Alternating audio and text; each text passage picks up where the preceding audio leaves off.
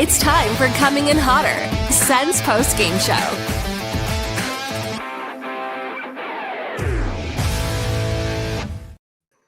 Welcome back, everyone, live from the Sports Interaction Studio. It is Coming in Hotter with Jamieson, Bridal, and myself, Cody Gaudreault. Sens win 5-3 up against the Boston Bruins.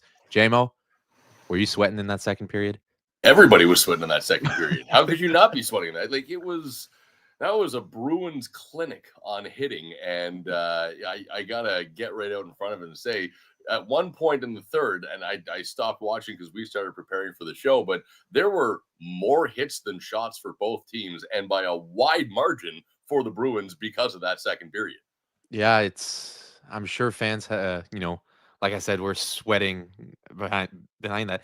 Kind of the same story that we saw that same game against Dallas, right? Where Sens come out with an amazing first period, almost completely dominant. I mean, you're talking about, let's talk about that first goal right off the bat, like that Giroux goal. I mean, gorgeous.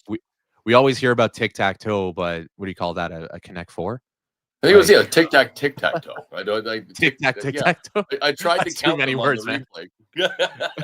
It was perfect though. I mean, his 5 points in 5 games for Giroux, that's massive.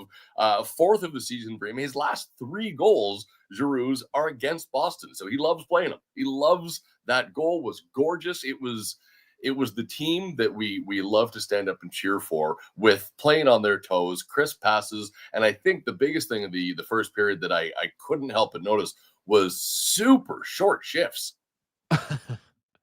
I mean, that's what you can do, right? When you have that lineup. I mean, I've said it a million times before. Giroux on that third line, aka the Untouchables. I'm rolling with it. Yes, I have seen that movie. Everyone watching, wondering. I mean, yeah, it's surprising to see, but that's just a testament of that depth. And speaking of depth, that third line center, cha-ching for Shane Pinto, eh? Nobody is surprised by that. No. I think it's something I heard on TSN 1200 today on the drive home from work. They mentioned, somebody said it, he's betting on himself, and Yeah. that's good for him. He knows that the core of this team is locked up for the next at least 3 or 4, and in some cases much longer years. He's betting on that window being open. And now that I say this out loud, it was Yorkie and Wally who I was listening to.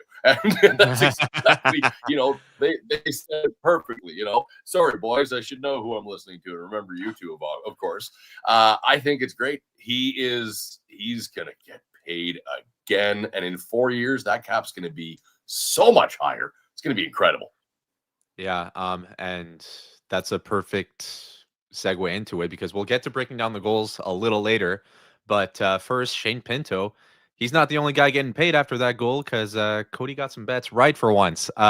So real quick, guys, this segment is brought to you by Sports Interaction Sportsbook and Casino. Every game is your game when you bet with Sports Interaction. Bet the action on every period, every shift, every shot with Canada's homegrown sportsbook. Sports Interaction. Ontario only, 18 plus. Please play responsibly. Let's pull that up. Can you read that for me? What that says on the first? The first one? Yeah, you are killing it. Look at this, over 2.5. So hold on, are Batherson and Drake points only, or is that goals? Anytime those were goals. Goals. Okay, that's fine. That's didn't fine. work You out. got 2 out of 3.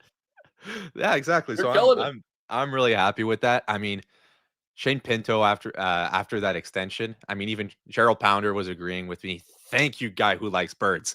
Cheryl Pounder was agreeing with me. Yeah, we're gonna get in a second.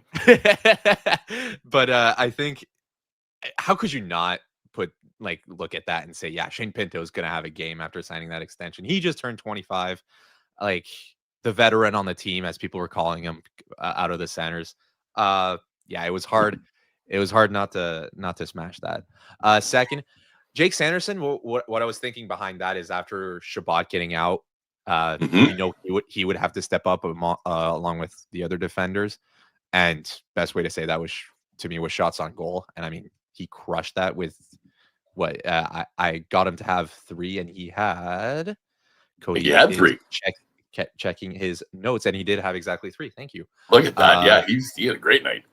Yeah. So, and I mean, I don't think there would be anyone better to fill Shabbat's shoes, right? And going to that third one again, I've said it almost every segment. I love those double chance bets that's available on Sports Interaction. Lets me be a little more questioning myself. So I saw Sanderson. I'm like, I had to get an option with Sanderson on because I mean, same reasoning between those shots on goals. I knew he was going to have a game. Plus, felt like he was due. And Drake Batherson, same thing. Like you can't tell me betting on Drake Batherson to score was a bad decision. And that being in the plus already, it was amazing. So that people Justin saying, and that people of all ages is how Sens hockey is played. Yeah, we'll get to that later also, but Boston were ending their, I want to say 8-game winning streak. That was 7 games. We're killing it at 7. And that's Thank the you. best, but it's so perfect that they walk in here, and especially like we talked about the second period, they looked like they wanted to walk all over us and not a chance. Come back in the third. I'm glad you made some money on this one because those are some solid odds on this one too. We don't have to. I guess we kind of have to look at mine. I wasn't as lucky. Is that the way to look at it? Yeah, it's a good way of putting it, but I see the way I saw it on this one was very simple. I'm betting on my team. That's fine. The goals lately have not been that high. And as soon as I saw them go up by the second or by the third, and they tied it up, I thought, okay, I'm done. I know I'm done already. I had it that I thought we could keep it at 3-2. I'm torn though. I got to tell you, I lose my massive bet that I always love to make there. As everybody, I love to make fun of myself on this one. I know that it's good to be torn in this situation. Did I make my money? No, I didn't. Did the Sens win? Well, if I can lose with the Sens win, I'm in. Let's call it a day from there, man. You weren't far off, to be fair. I know. Up until that empty net goal, it's a 1-goal game. So, and I mean, whether it's what 4-3 or 5-4, or Mm-hmm. you're not looking at that too differently, right? So. But to answer your question, who are the people who, especially today, look at your Shane Pinto a bit and go, "Oh, I don't need to bet on Shane Pinto." That's it's me. It's right. I'm the guy. Shame. I'll ring the bell. That's so. Again, yes, Wally's parlay hit. I know he loves to make. Yeah, he did. But I know he loves to make those kinds of parlays. I don't know how many legs he had today, but we're out here celebrating getting 2 out of 3. Come on, let's have a moment here for once, Jake. Okay? Yeah. So Wally's buying dinner then. There you go. That's perfect. There you go. So let's move on and talk about the goals. But first, every game is your game when you bet with Sports Interaction. From puck drop to overtime, bet with live odds on every play with easy deposits and payouts. Go to sportsinteraction.com/cominginhot to open an account. Ontario only, 18+. Please play responsibly. What did you say again when you to call that goal? Not a tic-tac-toe, it's a tic-tac-toe. I'm not even going to try and say that. Like I'll call it a Connect 4. I get too tongue twisted there, but kind of walk me through what happened there, because we talked a little bit last podcast about how the Sens always looking for that perfect fancy goal. And when that pays off, that looked good. I don't want it to. I want it to. That's a terrible thing to say. Of course I want it to. We all want those ones to work. What I need to see more of is the goals from last game. The garbage. I love that. And look, it's a wonderful power play opportunity for the tic-tac-tic. You know what? Connect 4 makes a hell of a lot more sense. For a Connect 4, and they're taking advantage of a power play that should not have been. Let's call that what it is. It was Jensen's stick that tripped Ridley Gregg. It was not a Boston Bruins stick that tripped him.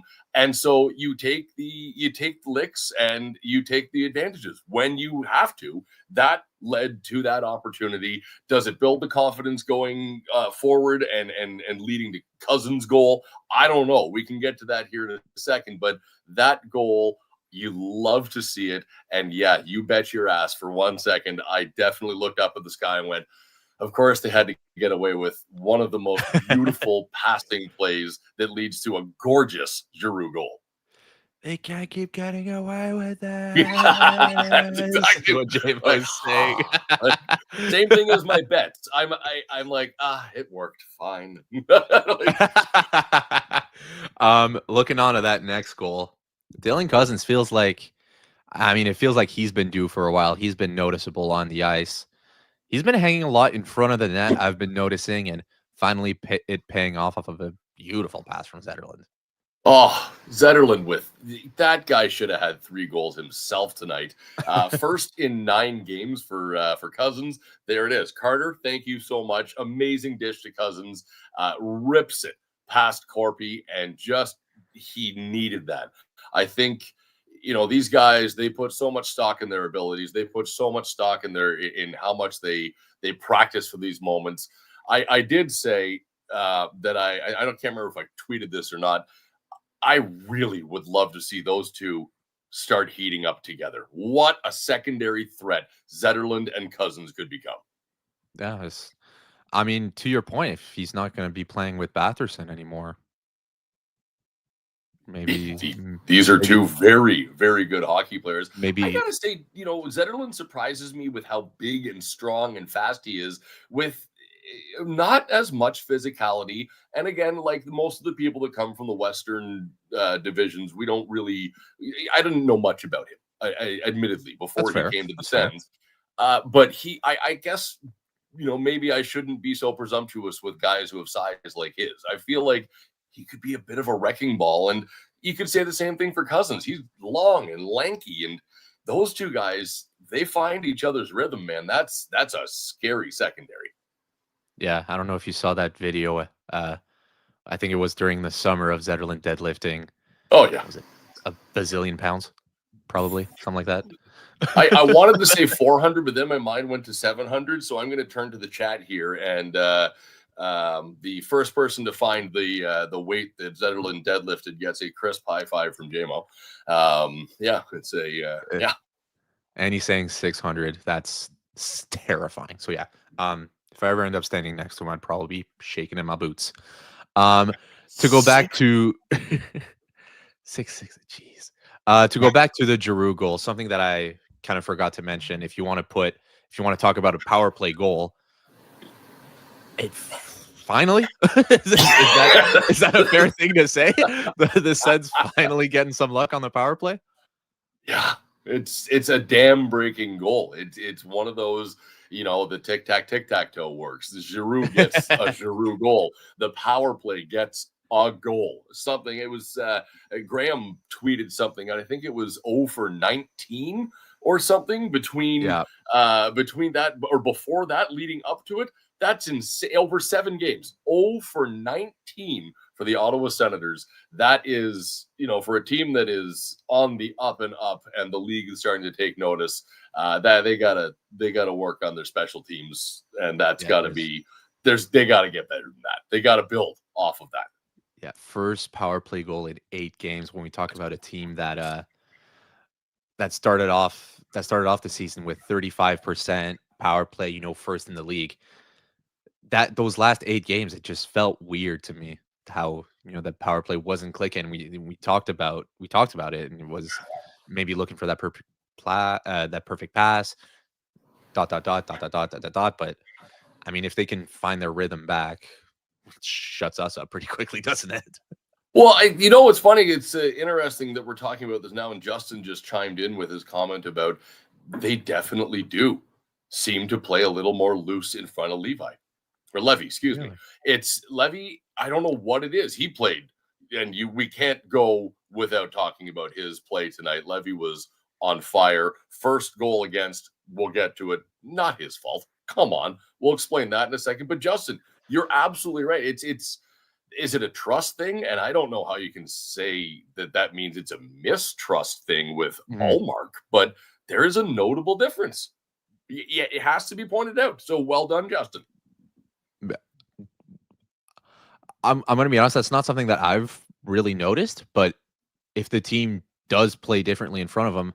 And I mean, if we want to talk about that geeky goal, talk about a guy that, got a free spot into the slot, in the second period right after the game was kind of slowing down, what it felt like. All three Boston goals in this game were scored within a foot of the crease. Well, yeah, and you've got a guy in Morgan Geekie in that first goal. He's got 10 goals in the last 12 games. Yeah, let's leave him alone directly in front of our backup goalie. Like, that's sweet, great idea. And I know you're not gonna get everything right. I'm pretty sure it was Jensen that left him alone, but we're not naming. Yeah, we are. I just think it was.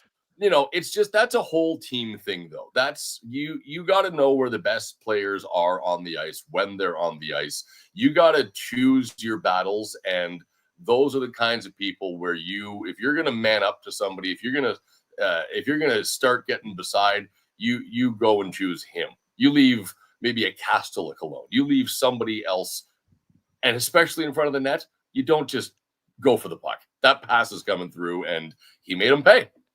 You sure you want to leave Castellic alone in front of the net? Because that's kind of what happened. I missed it.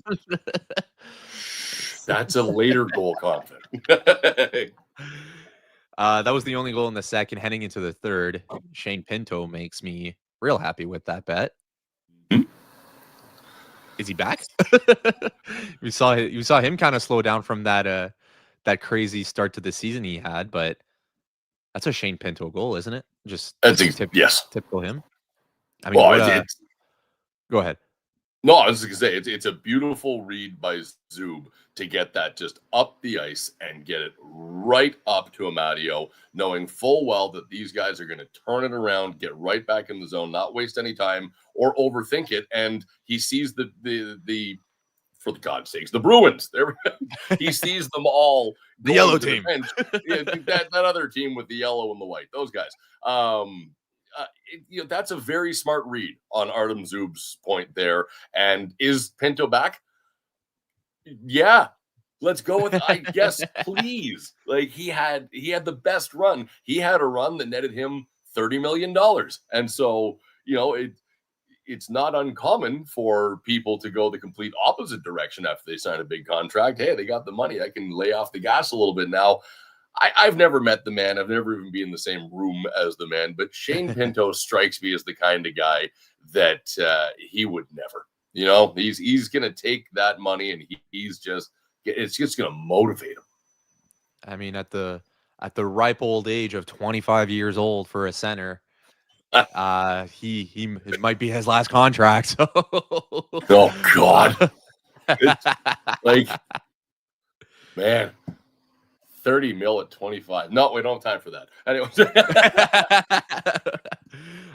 he showed up tonight. He showed up in kind. He was ready to go. I'm glad he got to celebrate with a goal tonight. All right, I'm gonna kill your mood here. David Pastrnak, right after being disallowed, says, doesn't freaking matter. I'll put another one in anyways. I mean, Pastrnak, decent hockey player, also kind of got left alone in front of the crease. Like I said earlier, another goal scored within a foot of the crease. Penalty kill woes keep going on for the Sens. Like, I have trouble comparing it to Geeky's goal because it is a penalty kill. And, at least you're going to be down one, and at least is a weird way of putting that, but you're right. And I'm sort of contradicting myself here. If you're going to leave anyone alone, and it was all over, and he sort of dove over and whacked it. I mean, as Pastrnak does, the same way that, if we can for a second give him some credit, the goal that was disallowed, keeping the puck in on the blue line the way he did and not letting it go up his stick or anywhere, there aren't many guys who are doing that under pressure, and then taking a rolling puck and turning it into a laser beam. What a goal. And which leads to another bit of credit I think is due, where the guys just don't get it enough. Whoever's in charge of calling down to the bench for the Ottawa Senators and saying, yes, go ahead, challenge, 3 for 3 on the season. Correct. Great work, team. I mean, it gets so it gets easy now, right? That they get a good even with the little time. It's one of those things where as soon as the goal goes in, video coach looks at it and goes, "Was it good? Was it good? Was it good? Yeah, Travis, challenge that." You know, yeah, Mike It's King. so cool. Not Like it's not to take anything away from Mike King, but yeah, no, but go ahead. but to be able to look back and say no, it's not. It wasn't on Pasta. It was on. Was it Arvidsson who was offside by about 6.5 feet, or it I looked think pretty far so. off? Yeah. And it's just I think it's just really neat. And when the broadcast said that they're 2 for 2 going into this challenge, and of course, as soon as you see the offside, okay, they're 3 for 3. I thought that's pretty cool. And there is one thing that I'm seeing Jake here pointing out that is if this is what I hope it is with the updated Eastern Conference standings, I'm pretty excited about this. Well, I guess we're skipping the the Castella goal, but Yeah, he doesn't need to be talked about. he's decent. Sens tied for first place in the Atlantic, three-way tie with those same Boston Bruins and the Montreal Canadiens, who just lost 7-0 to Dallas. You must feel pretty good after that, though. Especially after hearing that part. I mean, how could you not? Where were we 2 weeks ago? What was everyone saying? We are now, I think it's 8-3-1 without Brady Tkachuk. This is incredible. That's the kind of record that gets you to a three-way tie for first in the Eastern Conference. We're 19 games into the season right now. This is around the time where you can start saying these points matter. And Right. and believe me, I have no intention of taking away from the Mark Kastelic goal, because Kastelic is the guy who, is he, for a Sens fan, and I'll ask you this, Cody, as much as the chat too, is he one that got away? Even though he got us Lena Selmark, is Mark Kastelic one of the ones who got away? If you're asking me, he's for a bottom six guy, he's so fun to watch. He had, I think he had more than 5 hits this season, and they were all so hard. But I don't know. You can't look at this bottom six guy and say, he's the one that got away. He's the one that made the team better. Look at the center depth the Sens have now. Yeah. And you're making a good point. He plays like a Bruin. He is such a Bruins player. I made a tweet a couple years ago when talking about, I think Nick Paul went on Tampa Bay scoring on the Sens, saying, man, I feel I don't know if I use those exact words, but he was the one that got the one that got away from the Sens. Oh, he's one of them. Exactly. Good point, Michael. That sounds like that's not the best way to say, but he can be replaced. So looking at the center depth the Sens have now, I'm looking back at it and saying, yeah, you don't need Nick Paul. You don't need Mark Kastelic anymore. Look at where we're at now. And like you said, he brought Allmark. And, he might not looks that great this year, but Allmark's a decent goalie. Hey, Allmark, he's a get better as the season goes on guy. He's a steeped tea. He likes it, he likes it a little richer, Yeah. Get enough for my boy. That's all. Exactly. Going back to the Atlantic and the standings. Three-way tie for first place between Bruins and Habs and the Sens. I mean, I'm gonna blink as soon as as soon as we end the show, and the standings are probably going to change. Looking ahead, do you see this kind of this spot being sustained in for the Sens? I don't see it being sustainable for anyone. I think this is going to be just up, down, whether it's because of the logjam that is the Atlantic, whether it's because of the insane amount of talent and fight that is in the Eastern Conference in general.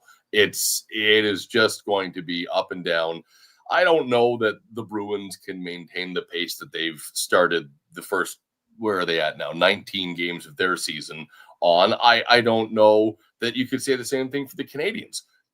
maybe Young takes them a little farther. You're going to see a resurgence, as much as it kills me to say this, of the Toronto Maple Leafs. They're going to, like, the chatter online, oh, they're not a playoff team anymore. Come on. Like, let's call this what it is. There is an insane amount of talent in this in the East, and I don't see it being truly sustainable for any one team to just run with in first place for the season. Sabres are the only team below 500. Is all I got to say about that, which is nuts. If we're talking about the other end of the spectrum, yes, I agree. That's all I have to say about the Atlantic. It's nuts. And to your point, I don't think any team can afford, losing a couple points in November, or just, in general. But it's crazy. Just a reminder, everyone, too, if you want your tweet featured in a show today, or your tweet, or even like a post on Instagram, or even something on the Discord server, just be sure to at either Coming In Hot, JMO, at The Loud Guy, or me, Cody _Gaudreault. We'll be happy to read your tweet and, give you a little bit of a shout out. But circling back to the David Pastrnak goal, because there's another stat I forgot to kind of put in. Yeah. Sens penalty kill. We talked about it enough. There, I think we were kind of beating a dead horse here, but I just thought it was. I thought it was just funny to say. What's the percentage of that penalty kill? 6-7. All the parents right now are ready to kill us. That's what they're ready to do. I think you're ready to kill me after saying that. Oh, it's okay. My son's team for the Canada Minor Hockey Association somehow managed to convince the coaches, and I guess the league, in a manner of speaking, to let them be the Canada 6-7s. So really, they're pretty stoked about that one. One of these shows, I'll bring down the jersey, the practice jersey they got for themselves. It's a pretty wicked, awesome. It's an awesome team, bunch of kids having a good time. But you said a word that sparked me thinking about. I think what everyone's thinking about, that word was loss. We've lost Brady Tkachuk. Yeah. We watched, I think it was Kostelic. That guy was a wrecking ball tonight. But hammer Nick Jensen into the boards. For those who watched the replay on the broadcast tonight, he got up saying, "My back." And then the biggest one is, did we just lose Jake Sanderson? He looked very different. He played very differently after that shot to the hand. I wish there was an update. We have, as of right now, I don't have any. They're not going to say anything. Yeah, that's true. But I love that about our code. Green is it's been, for as long as I can remember with the Sens, they've been such an open book about stuff like that. And now Green comes in and just, you don't get anything. Yeah. That's very worrisome on, like we said, already lost Shabbat. Timeline on him is 2 weeks, maybe more, which hurts the Sens a lot. If they play without Jensen, if they play without Sanderson, if we can pull up the lineup back again, if you kind of want to play around with that, what do you do? There's good, as if there wasn't enough moving around already with all of that. What can you do? I think so. The smart move, the obvious move, is that you take Amadio and you make him a defenseman now, and you take Clevin and you clone him. You take Clevin, you clone him, and you give him a right-handed stick. Is there an emergency backup D-man anywhere? Is that a thing? I don't know. There is one. There is one. His name is Jordan Donovan. Yeah. Or Carter Yakimchuk. I'm seeing one of those two guys being called up. Sorry, I know I asked you the question and I'm answering it. Nope. But no, go ahead. Both. No, you're really. That's I see both. If both guys are out, obviously. I mean, I'm more worried about Jensen. Maybe it's because of the age. Maybe I'm mean like that. I hope not. I think I'm older than him, so yeah, I'm allowed to say that. But if both of those guys are out, yeah, you need Yakimchuk and Donovan. Those are two very different players. and you're just going to need to change the game entirely. We're going to stop seeing those tic-tac-toes, and I think you're going to see a very different Ottawa Senators team. We're being very assumptuous here. Is that presumptuous is the word I'm looking for here. As Melina pointed out, it doesn't look like anybody even asked about Sanderson, and Green said there'll be absolutely no updates on Jensen, to your point. So, but Donovan would be, I'd get behind some Jory and Donovan.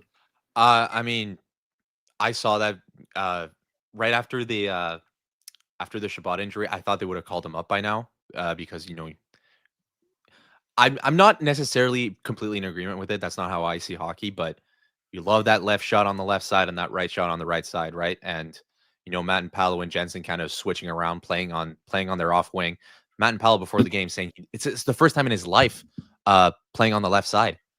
I mean, if you look at it that way, it's crazy. So yeah, I saw Donovan, but plus, at the end of the day, you are missing that someone on that left side in Shabbat. But yeah, so you really think it's going to be both of them being called up, eh? I think you kind of have to, because if you lose Jensen and Sanderson, you are now looking at a non-offensive. Well, and I understand that this is Yakimchuk in a nutshell for now, whatever he develops into, fine. But you don't have, other than Spence, who, okay, maybe he can shine, but again, he's on the right. You don't have that puck-moving defenseman, which is fine. It just changes the dynamic of the team. I'm also looking at, Cameron Crotty, Lassie Thompson. There's a lot of options there. It's yep. Well, we're up to see. Dude with birds, with the way Steos talked about Yak too, makes me believe he could as soon as Saturday. Really, time will tell, because you're right. He did speak very highly of Yakimchuk, saying he's really good in the minors. But I mean, we remember back in the day, Clevin, he stayed in the minors when he could have been brought up, and you brought up everyone around him, just because it is that he does go that development route, and it might pay off in the long run. Justin, sorry, I know yours just went off the board, but Jake is good. Jake is good, but just shows you good teams can get points in adversity. And Yak is coming up. Final answer. He's coming in. Steos is praising the Yak attack, but the Yak. We need to figure out a meme for the Ultimate Warrior makeup on that can just immediately go on any Sens player. That needs to be some kind of award. I don't know what kind of helmet they're wearing in the room this year, but Ultimate Warrior would be a phenomenal choice for anything. We did sort of skip past. I'm the one who did that, so I'll take the licks on it. The last two goals. Yeah. Well, go ahead about Kastelic. Another goal right outside of Marilainen's crease. Mm-hmm. Kind of a bouncy one, but it did end up going in. I didn't like him all alone. It was a hardworking, non-garbage goal. That's what that was. It was. He stayed with it. He just kept whacking at it, and to your point, a very bouncy over Marilainen and into the net. And though that's what happens when you stick with it. And I think that's exactly what you can say to the Senators, then running away with 2 goals after that and winning the game. They stuck with it. Correct. I mean, talked about what I said a couple of shows ago about the whole, how many times have teams dealt with one, let alone 3 of their super important players getting out with injury and coming out at the end of the season lifting Lord Stanley's Cup. Mm-hmm. So not as good as the coming in hot mug, but those 2 things, they have something in common, and I don't have them. So that's okay. You just keep reaching for the stars, Cody. I do love that Stutzle's first goal, though. That the empty netter notwithstanding, you don't need to talk about empty netter. That goal, though, did it feel like he was putting a lot behind that shot and not just power? Like it felt like a weight lifted is the point I'm trying to make. Yeah, I know he's got 9 on the season on 10 now, but Do you know what I mean? I think what you're trying to say is in the moment, because we saw Batherson hold on to that puck, which, yes, that patience is very impressive, but the amount of times we were worried about a fancy play, and then, and I think what I'm getting at and what you are trying to say is Timmy shot the puck. He finally shot the puck. He's like, and it could very well be my own angst that was lifted off of that one. It's because I think so. I think it was more of that. On. And it was, you're right. That full credit goes to Drake Batherson on the patience on that, to just hold it for that extra second, wait for the third man in Stutzle, and yeah, he shot the puck and he hammered the puck and he got the goals, and he just, you know, they're going to come. And I know he's a passer first, but as somebody who grew up and has been a fan since way before, but including the Jason Spezia years, it's just, when you see a guy who goes for the pass every time, even though all 18,500 of us and more can see the shot, it's a bit PTSD-esque, you know? It's yeah. 3 points for Stutzle on the night moves him back into first place among the Senators. Batherson stole that from him a couple of, I think, last game, but that's 10 goals for the kid. So that's not bad on his part, eh? You had a fun stat about his points.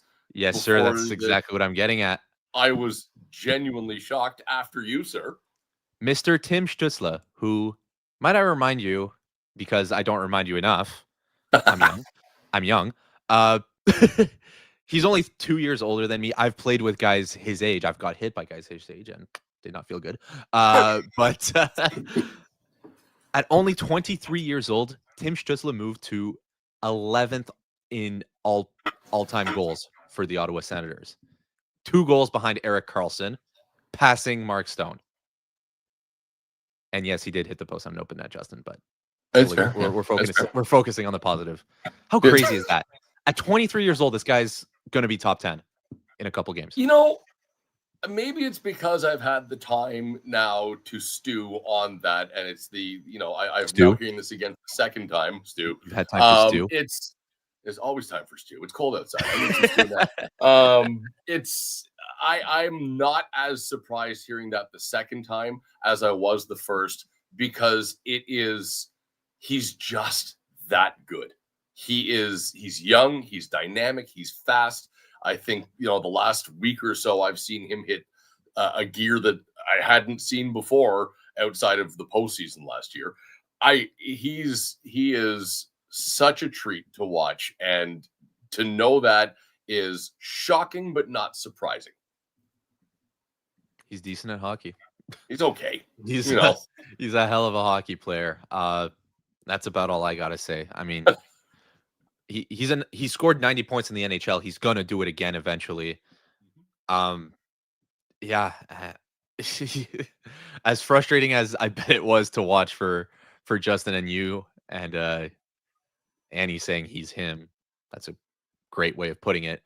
As frustrating as it can be to watch, man, he's gonna be good and good on the Loud Collector for pointing up. Batherson's only 34 points behind him. You know, what a wonderful opportunity for this young core to sort of rewrite the history, or they're rewriting history as we watch it, because these are, like you said, it was Mark Stone, and now he's chasing down Erik Karlsson. These are people who haven't been here already for 10 years, or coming up on 10 years, I should say.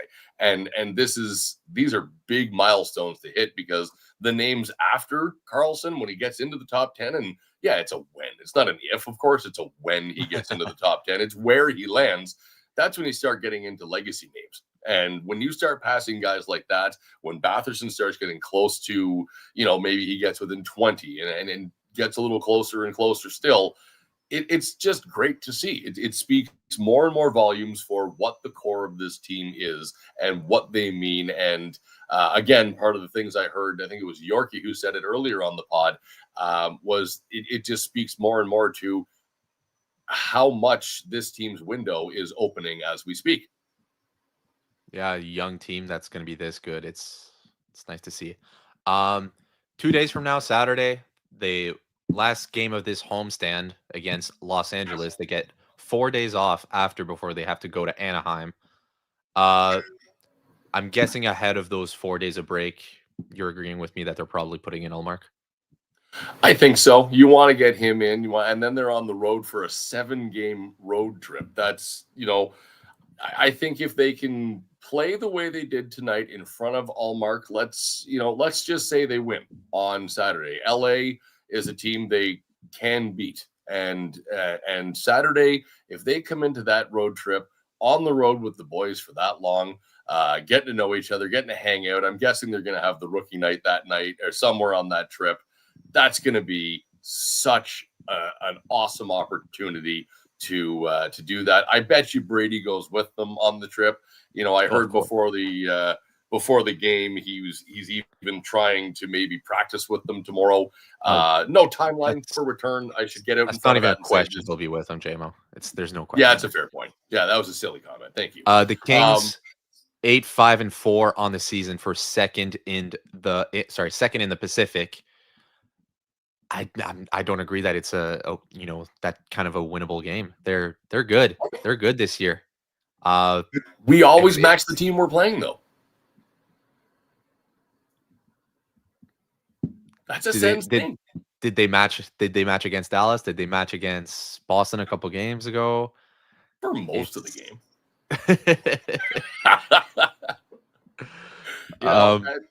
I'm more focused, even if you're right, and even if they lose Saturday, that is a big road trip coming up. There's a lot of good that can happen on that. And yeah, you're bang on. They're going to get Ullmark in the net on Saturday. I'm just thinking that after the 4 days of rest, then you gets good time to reevaluate. To your point, Levy, I thought he played really good. So now that you have, I got two guys that, is it fair to say, prove themselves as potential starters? Yes. It's nice to have some, I guess, stability back there for them.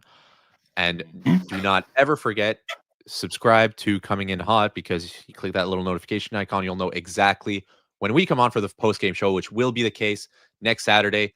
I'll be here, of course, talking your ear off. JMO, will you be joining me? I will not be here Saturday. Work commitments elsewhere, unfortunately. Okay. I'll miss you too. Thank you for being with us, everyone. Again, I'll repeat myself. After the Sens game against LA this Saturday, we will be with you again. Thank you for watching Coming In Hotter. I almost said Coming In Hot again. That's a couple times I've made that mistake, but thank you for being among us, everyone. We'll see you next time.